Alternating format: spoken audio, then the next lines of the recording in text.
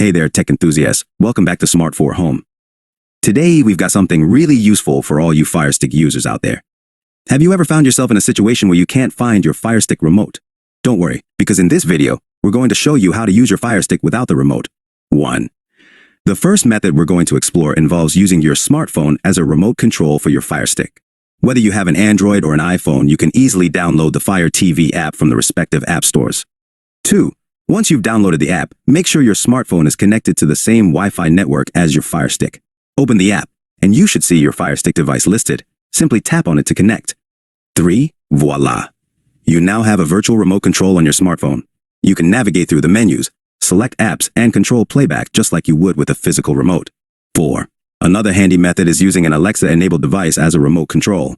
If you have an Amazon Echo or any other Alexa-enabled device, you can pair it with your FireStick and use voice commands to control it. 5. To do this, simply go to the settings menu on your FireStick, select controllers and Bluetooth devices, then choose Amazon Alexa. Follow the on-screen instructions to pair your devices. 6. Lastly, if you have a TV with HDMI-CEC, Consumer Electronics Control feature, you can use your TV remote to control your FireStick. HDMI-CEC allows devices connected via HDMI to communicate and control each other. 7. Make sure HDMI-CEC is enabled on your TV settings. Then, using your TV remote, you can navigate through the FireStick interface just like you would with the original remote. Conclusion. And there you have it. 3 simple methods to use your FireStick without the remote. Whether you're using your smartphone, an Alexa device, or your TV remote, you can still enjoy all the features and content FireStick has to offer.